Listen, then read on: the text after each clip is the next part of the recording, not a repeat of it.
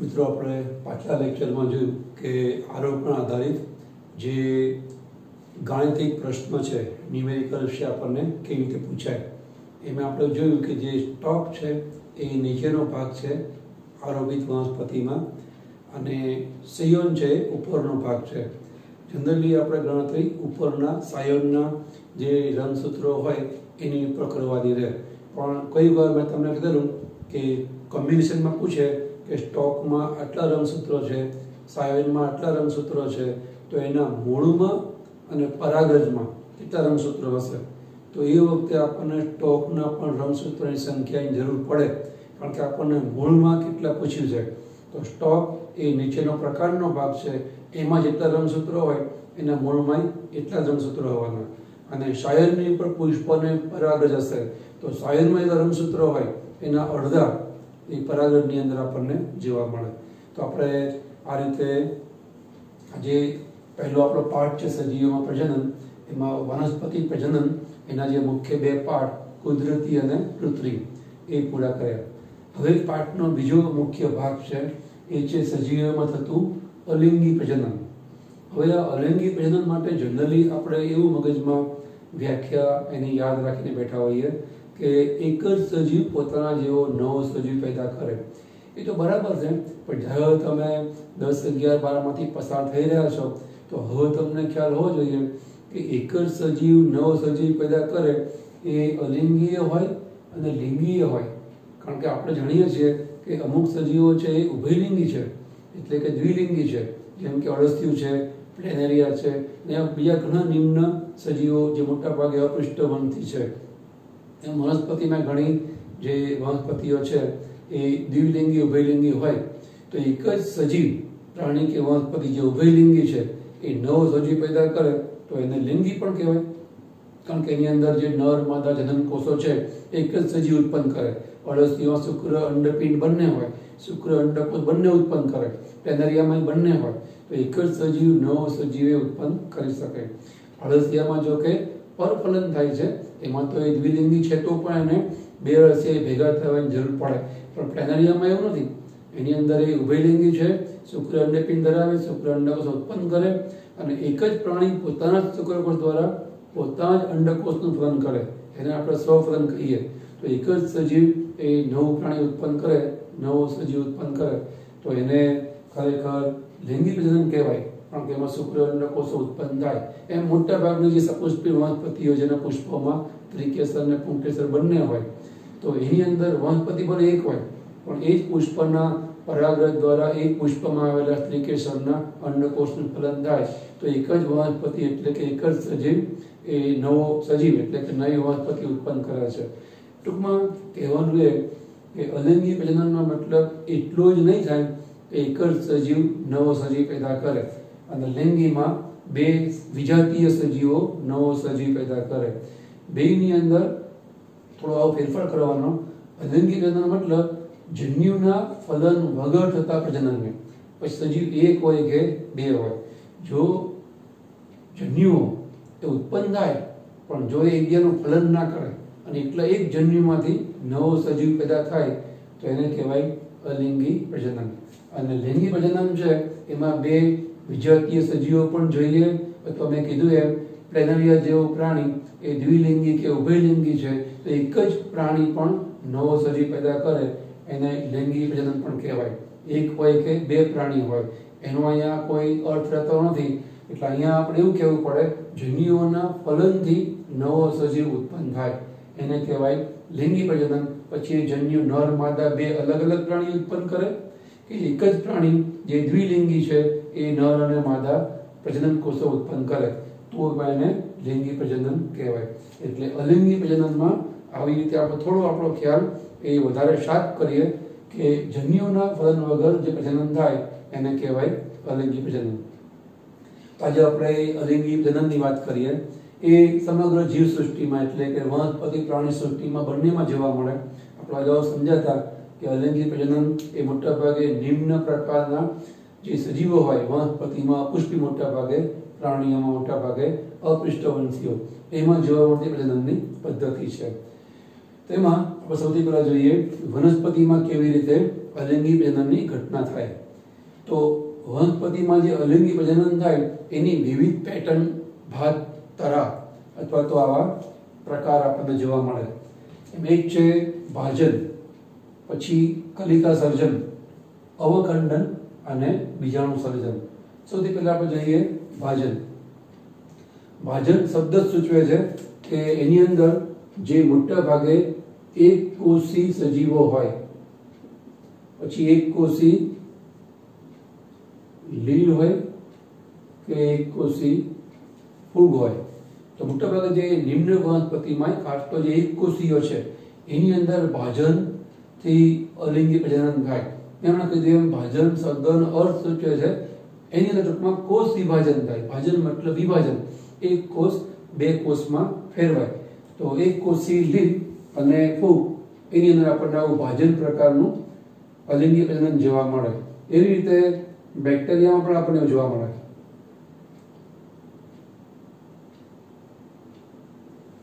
આપણે 11th આઈ કલરની system શીખ્યા છીએ.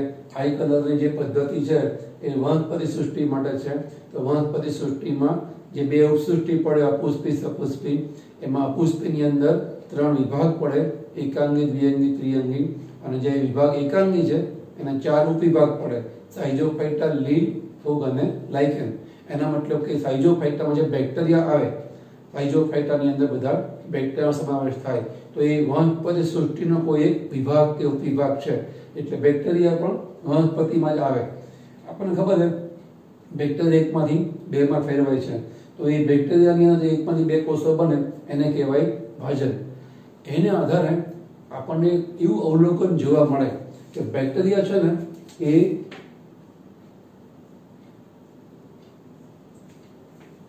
અમર છે. All bacteria are immortal. એ અવિનાશી છે, કદી વિનાશ પામે નહીં. કેવી રીતે? તો જે બેક્ટેરિયા છે એ એકમાંથી બે બાળ બેક્ટેરિયામાં ફેરવાઈ જાય. તો જે મૂળ બેક્ટેરિયા તો રહે જ નહીં, વળી પાછા બે બાળ બેક્ટેરિયા પોષણ મેળવી અને કદમાં મોટા બને, માતૃ બેક્ટેરિયા જેવા. વળી પાછા એ મોટા બને, વૃદ્ધ બને અને મૃત્યુ પામે પહેલા વળી પાછા બે બાળ બેક્ટેરિયામાં ફેરવાય. આ બેક્ટેરિયા જ નહીં, એના બે ભાગ થઈ જાય અને બીજા બે બેક્ટેરિયા ઉત્પન્ન થઈ જાય. એનો મતલબ કોઈ બેક્ટેરિયા નેચરલી મળતું નથી. બેક્ટેરિયામાં નેચરલ ડેથ, કુદરતી મૃત્યુ આપણને જીવવા જ નહીં મળે. કારણ કે એ બેક્ટેરિયા બાળ હોય, બાળ અવસ્થાનું, એમાંથી વૃદ્ધિ પામીને મોટું બને અને વૃદ્ધત્વ આવે અને મૃત્યુ આવે પહેલા એકમાંથી બે બેક્ટેરિયા ફેરવાઈ જાય. બે હવે પાછા ફ્રેશ બાળ બેક્ટેરિયા થઈ ગયા. વળી પાછા એ પણ વૃદ્ધિ પામે, વૃદ્ધત્વ પામે અને મૃત્યુ પામે પહેલા વળી પાછા એ પણ આવી રીતે બાળ બેક્ટેરિયા ફેરવાઈ જાય. એટલે બેક્ટેરિયા નેચરલી કદી પણ મરે નહીં. એકમાંથી બે માં ચાર એની સંખ્યા વધતી જાય મૂળ બેક્ટેરિયા મૃત્યુ પામે પહેલા. તો ટૂંકમાં આવી રીતે એ અર્થમાં બેક્ટેરિયા અમર કહેવાય. હા, એ ખરું કે એન્ટીબાયોટિકને કારણે બેક્ટેરિયા મળે. આપણને કોઈ રોગ થાય બેક્ટેરિયાને લગતો તો આપણે એન્ટીબાયોટિક ખાઈએ છીએ તો બેક્ટેરિયા મરે. એ રીતે આપણે બેક્ટેરિયાનું કલ્ચર એટલે કે જે પ્રવાહી એને ઉકાળીએ તો પણ બેક્ટેરિયા મરી શકે. એ અલગ વસ્તુ છે.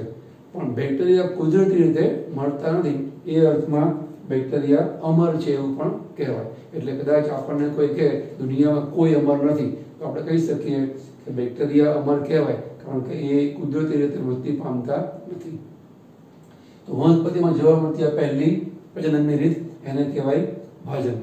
એમ એક બીજી પણ વાત છે કે જે બેક્ટેરિયા છે એની અંદર આપણને અસમભાજન જોવા મળે. આપણે એવું શીખ્યા છીએ કે કોષ વિભાજનના મુખ્ય બે પ્રકાર હોય, સમસૂત્રી ભાજન અને અર્ધસૂત્રી ભાજન. તો જે સમસૂત્રી ભાજન છે એમાં માતૃકોષ જેટલા જ રંગસૂત્રો બાળકોષમાં વહેંચાય એટલે આપણે સમસૂત્રી ભાજન કહીએ છીએ.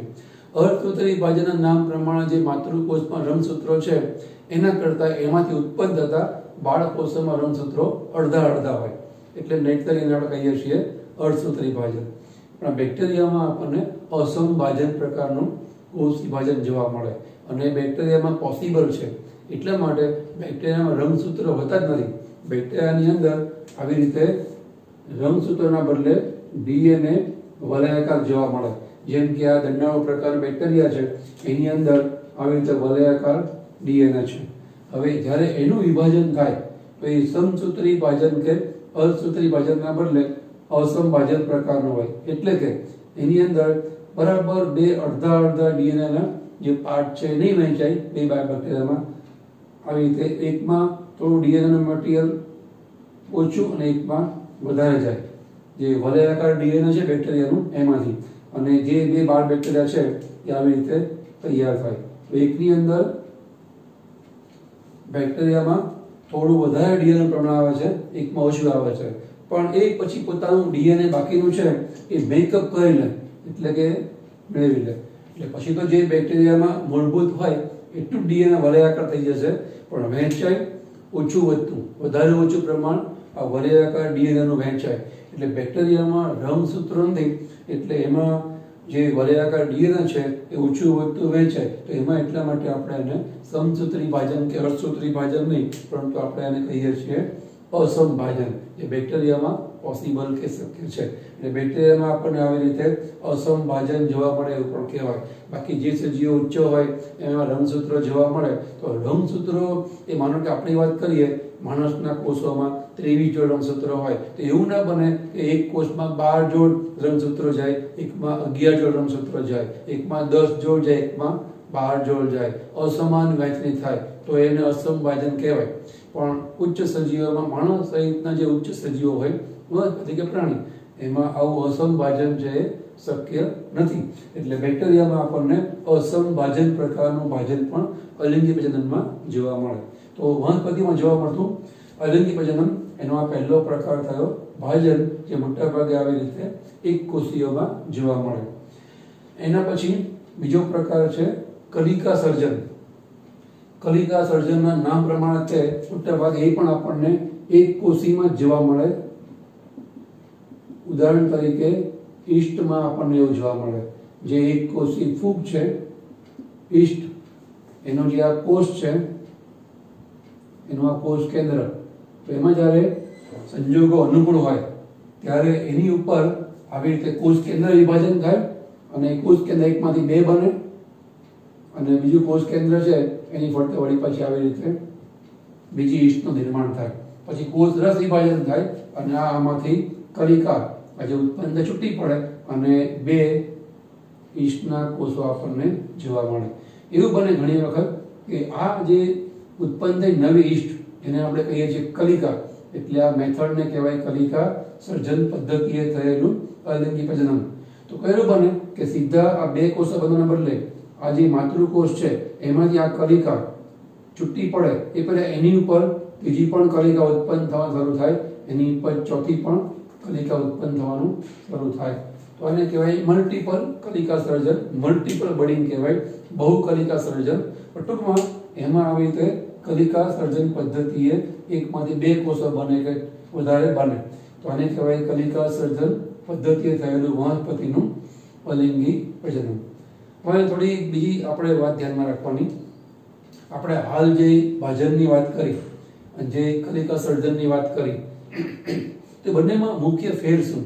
આમ તમને એટ ફર્સ્ટ સાઇટ પ્રથમ નજરે એવું લાગે કે અહીંયા એકમાંથી બે બેક્ટેરિયા થાય છે, અહીંયા એકમાંથી બે બાળ ઈસ્ટના કોષો બને છે, તો આને કેમ ભાજન ના કહેવાય? આ એક પ્રકારનું કોષ વિભાજન છે ને, આ એક પ્રકારનું કોષ વિભાજન છે. તો આ ભાજન ને કલિકા સર્જનમાં ફેર શું રહ્યો?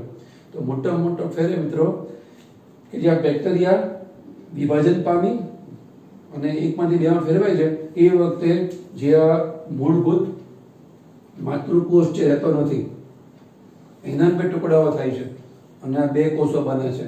એ બે કોષો પણ મોટા બને, અને એનું પણ જ્યારે ભાજન થાય ત્યારે એ કોષો જે મોટા બન્યા, બાળ બેક્ટેરિયા મોટા બન્યા, એનું પણ પરિપક્વ અવસ્થાએ વિભાજન થઈ અને બેમાંથી આવી રીતે ચાર બને. તો મૂળ બેક્ટેરિયા રહેતો નથી, માતૃકોષ કે માતૃપેઢી રહેતી નથી. એટલે એવું અહીંયા જોવા મળે. કલિકા સર્જનમાં એવું નથી, જેમાંથી જે ઈસ્ટના કોષમાંથી નવી ઈસ્ટ કલિકાના રૂપમાં, પ્રવર્તના રૂપમાં ઉત્પન્ન થાય છે, એ જ છૂટી પડશે. આ તો રહેશે, માતૃકોષ તો રહે, ફરી પાછી વળી પછી એમાંથી બીજી પણ કલિકા ઉત્પન્ન થાય. માનો કે છૂટી પડી જાય તો વળી પછી અહીંથી બીજી કલિકા પણ ઉત્પન્ન થવાનું શરૂ થાય. બરાબર? એ છૂટી પડી જાય માનો કે તો વળી પાછી અહીંયા કોઈ પણ જગ્યાએ ત્રીજી કલિકા પણ ઉત્પન્ન થાય. તો અહીંયા માતૃકોષ યથાવત રહે, એઝ ઇટ ઇઝ રહે, એમાંથી નવા નવા કોષો છે એ બને. જ્યારે ભાજનની અંદર માતૃકોષનું અસ્તિત્વ જ ના રહે, માતૃકોષના એકમાંથી બે ટુકડાઓ થાય એટલે એનું અસ્તિત્વ ના રહે અને બે બાળ કોષો જ આપણને જોવા મળે. અહીંયા એવું જોવા મળશે નહીં. આટલો ફેર ભાજન અને કલિકા સર્જનમાં આપણને જોવા મળશે. હવે એના પછી જો પ્રકાર જોઈએ આપણે અવખંડન. અવખંડનનો મતલબ થાય ઇંગ્લિશમાં ફ્રેગમેન્ટેશન. એમાં ફ્રેગમેન્ટનો મતલબ થાય ટુકડો અને ફ્રેગમેન્ટેશનનો મતલબ ટુકડાઓનું નિર્માણ થવું. તો જ્યારે જે એક ઉદાહરણ લઈ લીલનું, તો જે બહુકોષી સજીવો છે એની અંદર જેમ કે લીલમાં સ્પાઇરોગાયરા, આ તંતુમય લીલ છે, એવી રીતે જે ફૂગ છે એમાં ઉદાહરણ તરીકે આપણે લઈએ મ્યુકોર. મ્યુકોરના સુકાઈને આપણે કહીએ છીએ કવક ઝાડ, કારણ કે એની કોષ દિવાલ બની હોય. આપણે 11 શીખ્યા છીએ કાઇટિન નામના પોલિસેકેરાઇડની. એટલે કાઇટિનના બનેલા જે તંતુઓ તાતણાઓ છે એને કવક તંતુઓ કહેવાય. અને એ તાતણાઓની બેમાં ગુંથાઈને જાળીદાર રચના બને તો એનું સુકાઈને કહેવાય કવક ઝાડ. એ રીતે અહીંયા આ સ્પાઇરોગાયરા પણ તંતુમય લીલ છે. ત્યાં તાતણાઓ છૂટા પડે, તૂટે અને જ્યાં પણ પડે ત્યાં વાતાવરણ યોગ્ય હોય. લીલ માટે ભેજવાળું, ફૂગ માટે જે પ્રકાર યોગ્ય વાતાવરણ હોય એ જો એને મળી આવે, થોડો ઓછો પ્રકાશ અને વાતાવરણ ભેજવાળું હોય તો એ જે તે પ્રકારની લીલ કે ફૂગ છે એમાંથી બને. જેટલા પણ ટુકડાઓ થાય, જે પણ એનું કવક ઝાડ છે, એટલા તાતણા છૂટા પડે, દરેક તાતણાનો દરેક ટુકડો છે એ નવી ફૂગ કે નવી લીલ છે ઉત્પન્ન કરે. એ તેને કહેવાય અવખંડન પદ્ધતિએ થયેલું અલિંગી પ્રજનન. તો અવખંડન મતલબ એની અંદર જેટલા પણ ટુકડાઓ થાય વનસ્પતિના, એટલા ટુકડાઓ નવી વનસ્પતિ લીલ કે ફૂગ છે સર્જે. આવું ઉચ્ચ વનસ્પતિમાં, સપુષ્પી વનસ્પતિમાં જોવા મળશે નહીં. બરાબર? આને કહેવાય અવખંડન. હા, એની અંદર આપણે વાત કરીએ મૂળ પ્રકાંડ પર્ણ દ્વારા વનસ્પતિ પ્રજનન થાય. એટલે કે મૂળને કાપીને રોપો તો નવી વનસ્પતિ બને, પ્રકાંડ કાપીને રોપો તો નવી વનસ્પતિ બને, ઇવન અમુક વનસ્પતિમાં પર્ણ કાપીને રોપો તો નવી વનસ્પતિ બને. તો એની અંદર અવખંડન જોવા મળે એવું કહેવાય. પણ એ સપુષ્પ વનસ્પતિ છે એનું અવખંડન ને આનું અવખંડન જુદું છે. પહેલું એ વનસ્પતિ પ્રજનન કહેવાય અને એ બધી વનસ્પતિમાં જોવા ના મળે. જેમ કે આપણે જોયેલું કે સેન્સેવેરિયા નામના પર્ણમાં કાપીને રોપીએ તો એની અંદરથી નવી વનસ્પતિ ઉગે. પણ આસોપાલવમાં, લીમડામાં, પીપળામાં તમે પર્ણાવત નહીં થાય.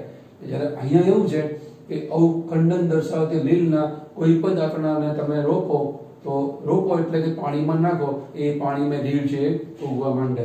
તો અહીંયા એ દ્રષ્ટિએ ઉચ્ચ વનસ્પતિનું વનસ્પતિ પ્રજનન અને અવખંડન નિમ્ન વનસ્પતિમાં જોવા મળે, અપુષ્પીમાં જુદું પડે. તો આ ત્રીજો પ્રકાર થયો અવખંડન નામનું વનસ્પતિનું અલિંગી પ્રજનન. એના પર જોઈએ આપણે બીજાણુ સર્જન. બીજાણુ સર્જન છે એમાં મોટા ભાગે વનસ્પતિ છે જ્યારે સંજોગો પ્રતિકૂળ હોય ત્યારે આ રીત અપનાવી અને પોતાની વંશવૃદ્ધિ કરશે. એની અંદર મોટા ભાગે લીલ અને ફૂગ આ પદ્ધતિ અપનાવતી જોવા મળે. ઉદાહરણ તરીકે લીલમાં આપણે જોઈએ તો એક કોષી લીલ છે ક્લેમિડોમોનાસ અને બહુકોષી લીલ છે બીજી એવી લીલ છે એનું નામ છે યુલોથ્રિક્સ.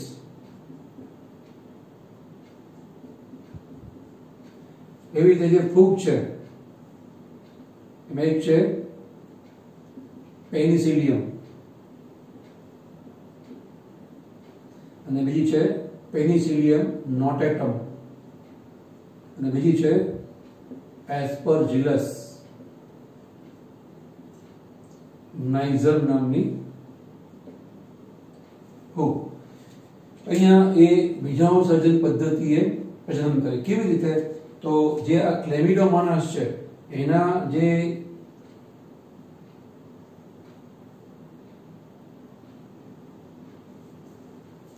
બીજાણુ આ પ્રકારના જોવા મળે, એમાં આવી કશા હોય તો કશાના કારણે એના બીજાણુને આપણે કહીએ છીએ ચલ બીજાણુ, અથવા એને ઇંગ્લિશમાં કહેવાય ઝૂસ્પોર.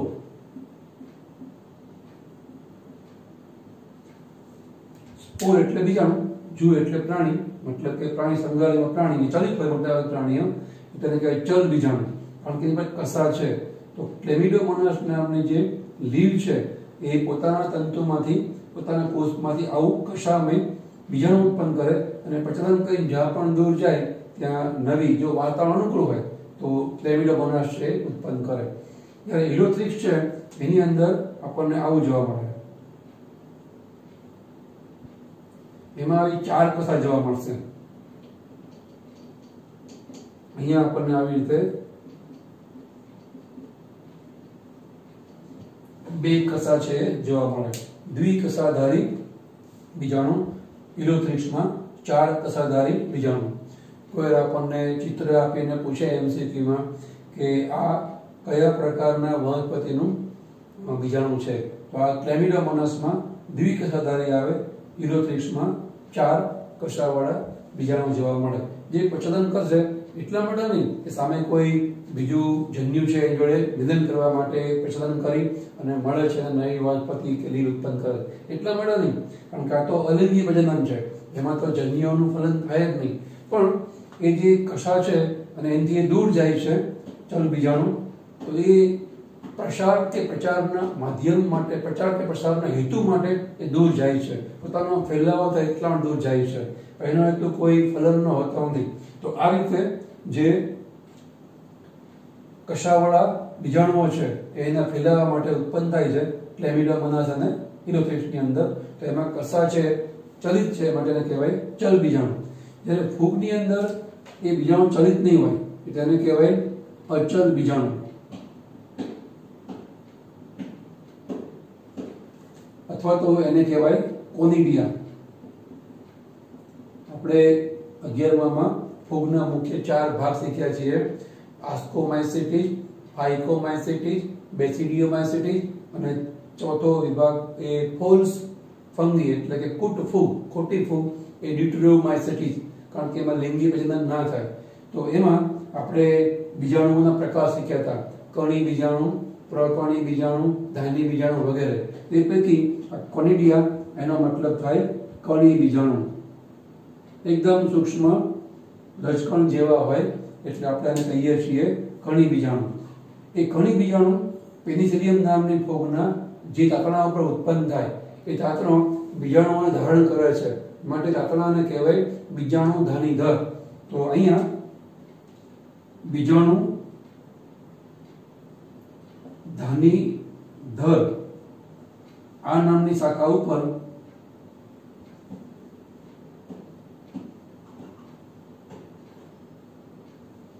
બીજાણુઓ ઉત્પન્ન થાય. જેમ કે પેનિસિલિયમમાં આપણને આવું જોવા મળશે, આ બીજાણુ ધાનીધર, એની પર આવી રીતે બ્રાન્ચી હોય અને બીજાણુઓ વિકાસની આવી રીતે ચડતી અવસ્થામાં, એટલે કે પહેલા નાનો હોય પછી આગળ ભાગ છે મોટો મોટો બનતો જાય. આ બધા પેનિસિલિયમના બીજાણુઓ છે. તમે જો એમાં આપણને કશા જોવા મળતી નથી, એટલે કોઈને કંઈ પવન કે એવા કોઈ માધ્યમથી આ બીજાણુઓ દૂર સુધી જાય, ફેલાય, અને જ્યાં પણ એ ફેલાઈને પડે અને ત્યાં જે વાતાવરણ યોગ્ય હોય તો નવી પેનિસિલિયમ છે ઉત્પન્ન કરે. એની સામે એસ્પરજીલસ છે, એમાં આપણને આવું જોવા મળશે. આ એનું બીજાણુ ધાનીધર, એની પર આ મુંડક જેવું ઉત્પન્ન થાય, ગોળ એના બીજાણુ ધાનીધર ઉપર ભાગ ઉત્પન્ન થાય. એની પર આવી રીતે પેનિસિલિયમની જેમ જ કદના ચડતા ક્રમમાં બીજાણુઓ છે ઉત્પન્ન થતા જોવા મળશે. તો આને કહેવાય એસ્પરજીલસ નાઇજરના કણી બીજાણુ. એ પણ જ્યાં ખરીને પડે, વાતાવરણ અનુકૂળ હોય તો નવી એસ્પરજીલસ છે પ્રત્યેક એક બીજાણુમાંથી ઉત્પન્ન થાય.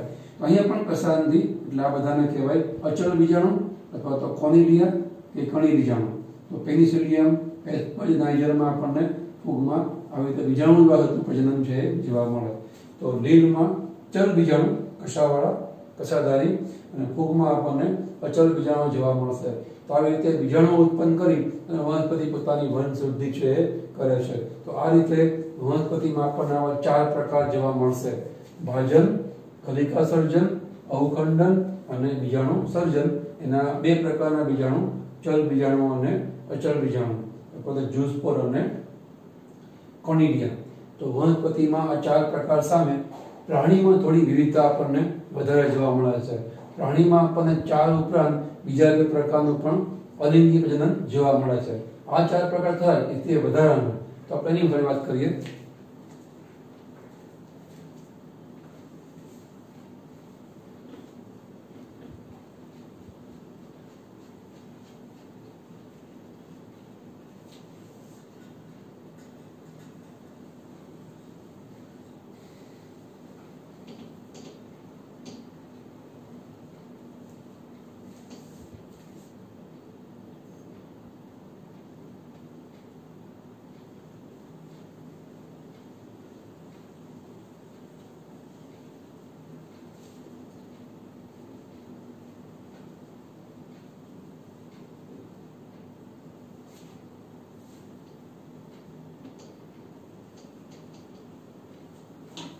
જો અહીંયા હવે આપણે આ પ્રકાર આપી દઈએ પ્રાણીમાં જોવા મળે છે. તો પ્રાણીમાં અહીંયા આપણે ભાજનની પણ દ્વિભાજન તરીકે એ પ્રકારને ઓળખીએ છીએ: કલિકા સર્જન, અવખંડન, બીજાણુ સર્જન. એ સિવાય અહીંયા આપણને જોવા મળશે એક બીજો વધારાનો પ્રકાર બીજાણુ સર્જન સિવાય એ આપણે નેક્સ્ટ ટાઈમ જોઈએ છીએ. એ છે તો પુનઃસર્જન. સૌથી પહેલા આપણે આની વાત કરીએ દ્વિભાજનની. પ્રાણીમાં જે દ્વિભાજન જોવા મળે એની અંદર એક પ્રાણી કોષમાંથી, મોટાભાગે આપણે જેમ હમણાં વનસ્પતિમાં કીધું એમ આ પણ એક કોષી પ્રાણીમાં તે જોવા મળશે. એક કોષી પ્રાણી જે મોટાભાગે અમીબા, પેરામેશિયમ, પ્લાઝ્મોડિયમ વગેરે જેવા એક કોષીઓમાં આપણને આવું જોવા મળે. એવા એ પ્રાણીના થતા દ્વિભાજનના આપણને 4 પ્રકાર જોવા મળે છે. એમાં પહેલો પ્રકાર છે એ છે સરળ દ્વિભાજન, જે મોટાભાગે આપણને અમીબા જેવા પ્રાણીમાં જોવા મળે. અમીબા જે અનિયમિત આકારનું એક કોષી પ્રાણી છે, જેની ઉપર જે તરફ ખોરાક હોય એ તરફ ખોટા પગ છે ઉત્પન્ન થાય, કૂટપાદ ઉત્પન્ન થાય. એવા એ અમીબાની અંદર સરળ દ્વિભાજન પદ્ધતિએ પ્રજનન થાય. એટલે શું? તો એની અંદર કોઈ પણ અક્ષર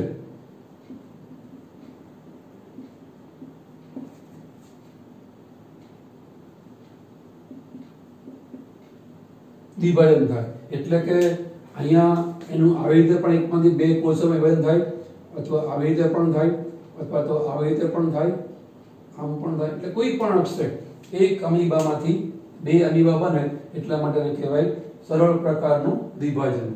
એવી રીતે બીજો એક પ્રકાર કે પેટર્ન છે એ છે આયામ દ્વિભાજન. એ મોટાભાગે આપણને જોવા મળે યુગ્લિના, વર્ટિસેલા જેવા એક કોષી પ્રાણીઓમાં. યુગ્લિના જો કે પ્રાણી સૃષ્ટિ અને વનસ્પતિ સૃષ્ટિને જોડતી કડીરૂપ પ્રાણી છે. એટલે કે અમુક લક્ષણ વનસ્પતિના છે, અમુક લક્ષણ પ્રાણીના છે, પણ એ છે એક કોષી. તેમાં આયામ વિભાજન જોવા મળે. આ રીતનું એક કોષી માનો કે યુગ્લિના છે તો એમાં આવી રીતે ફક્ત અને ફક્ત ઊભું વિભાજન જ થાય. આવી રીતે કોઈ પણ અક્ષર નહીં, માત્ર આયામ અક્ષે જ દ્વિભાજન આપણને જોવા મળશે. તો એને એટલા માટે કહેવાય આયામ પ્રકારનું દ્વિભાજન. એ સિવાય ત્રીજું આનાથી વિરુદ્ધ એ છે અનુપ્રસ્થ દ્વિભાજન. જેને અનુપ્રસ્થ દ્વિભાજન, જેમ કે એવું આપણને પેરામેસિયમમાં જોવા મળશે. પેરામેસિયમ આપણને ખબર છે આવી રીતે સ્લીપરના તળિયા જેવું પ્રાણી છે, જેમાં એક બૃહદ કોષ કેન્દ્ર અને લઘુ કોષ કેન્દ્ર એમ બે કોષ કેન્દ્ર હોય. તો ટૂંકમાં એની અંદર આપણે અહીંયા બતાવીએ એમ અનુપસ્થ વિભાજન થાય અને એને કારણે બે બાળ પેરામેસિયમ છે ઉત્પન્ન થાય. આને કહેવાય અનુપ્રસ્થ પ્રકારનું દ્વિભાજન. એમાં જે ભાજનની અક્ષ છે એ અનુપ્રસ્થ અથવા તો આડા અક્ષે વિભાજન કે વિભાજન પામશે. અને ચોથો અને છેલ્લો એક પ્રકાર જે આપણી એનસીઈઆરટી બુકમાંથી પણ હોય છે દ્વિભાજનના પ્રકારે, એ છે ત્રાંસુ દ્વિભાજન, જે મોટા ભાગે ગોનિયાલેક્સ જેવા સજીવોમાં આપણને ત્રાંસુ જોવા મળે. ઊભું પણ નહીં, આડું પણ, ત્રાંસુ વિભાજન આપણને આવા પ્રાણીમાં જોવા મળે. તો આવી રીતે પ્રાણીઓમાં જે 5-6 મેથડ જોવા મળે અલિંગી પ્રજનનની, એ પૈકી દ્વિભાજનમાં આવી 4 અલગ અલગ તરાહ અથવા તો ભાત જોવા મળે. કોઈ પ્રાણીઓ કોઈ પણ અક્ષે વિભાજન પામે, એને કહેવાય સરળ દ્વિભાજન. જેમ કે અમીબામાં યુગ્રીના વોર્ટિસરા જેવા એક કોષીઓ છે એ હંમેશા આયામ અક્ષે વિભાજન પામે, એને કહેવાય આયામ દ્વિભાજન. પેરામેસિયમમાં આડા અક્ષે વિભાજન થાય, એને કહેવાય અનુપ્રસ્થ દ્વિભાજન. અને ગોનિયોલેક્સમાં ત્રાંસુ થાય, તેને કહેવાય ત્રાંસુ પ્રકારનું દ્વિભાજન. તો આ પહેલી મેથડ તે દ્વિભાજનની પ્રાણીઓની હતી અલિંગી પ્રજનનની. હવે એના પર જોઈએ કલિકા સર્જન, એના પછી અવખંડન. અહીંયા આપણે રાખીએ મિત્રો, નેક્સ્ટ લેક્ચરમાં જોઈશું આપણે કે આ બધી પદ્ધતિએ પ્રાણીઓ કેવી રીતે પોતાની વંશવૃદ્ધિ છે એ કરે છે. અહીંયા આપણે આટલું રાખીએ છીએ.